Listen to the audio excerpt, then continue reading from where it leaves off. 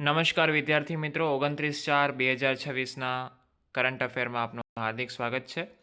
જીન George નોવેરના માનમાં દર વર્ષે 29 એપ્રિલે આંતરરાષ્ટ્રીય નૃત્ય દિવસ ઉજવવામાં આવે છે. આજે છે ઇન્ટરનેશનલ ડાન્સ ડે. આંતરરાષ્ટ્રીય નૃત્ય દિવસની સ્થાપના 1982માં આંતરરાષ્ટ્રીય થિયેટર સંસ્થા દ્વારા કરવામાં આવી હતી.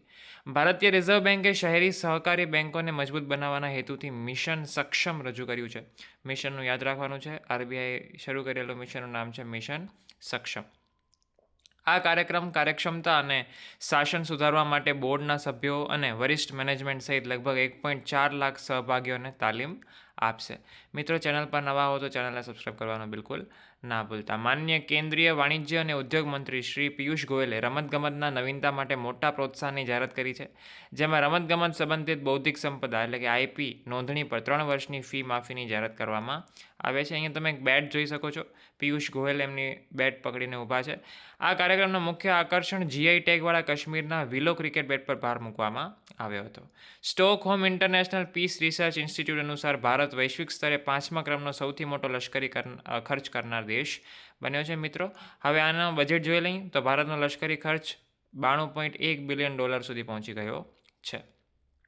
સંયુક્ત આરબ અમીરાતે જાહેરાત કરી છે કે તે આગામી મહિનાથી Organization of the Petroleum Exporting Countries એટલે કે OPECમાંથી બહાર નીકળી જશે. ભારતીય સેના ભારતના મેઘાલયમાં ઉમરોઈમાં ફોરેન ટ્રેનિંગ નોડ ખાતે ઉદ્ઘાટન કવાયત પ્રગતિ માટે 11 દેશોના પ્રતિનિધિમંડળોનું આયોજન કરવાની છે. જગ્યા તમારે ખાસ યાદ રાખવાની છે, મેઘાલયના ઉમરોઈમાં. આ કવાયતનો ઉદ્દેશ્ય શું છે? તો લશ્કરી સહયોગ, આંતર કાર્યક્ષમતા અને પરસ્પર વિશ્વાસ વધારવાનો. તમિલનાડુની રીતિકાશ્રીએ ભારતના પ્રથમ ટ્રાન્સજેન્ડર અમ્પાયર તરીકે ભૂમિકા ભજવીને ઇતિહાસ રચી દીધો છે. સમોઆના અપિયામાં યોજાયેલી કોમનવેલ્થ યુથ અને જુનિયર વેઇટલિફ્ટિંગ ચેમ્પિયનશિપમાં ભારતીય વેઇટલિફ્ટર્સે શાનદાર પ્રદર્શન કર્યું છે અને એ લોકોએ ટોટલ 4 ગોલ્ડ મેડલ જીતી લીધા છે. કૃષિ અને પ્રક્રિયાકૃત ખાદ્ય ઉત્પાદનો નિકાસ વિકાસ સત્તામંડળ બાસમતીની ખેતી અને ઓર્ગેનિક ખેતીને પ્રોત્સાહન આપવા માટે ભારતના ઉત્તર પ્રદેશના પીલીભીત જિલ્લામાં 15 કરોડનું તાલીમ કેન્દ્ર સ્થાપિત કરશે. યાદ રાખજો, ઉત્તર પ્રદેશ, પીલીભીત જિલ્લો અને રૂપિયા કેટલા? તો 15 કરોડ.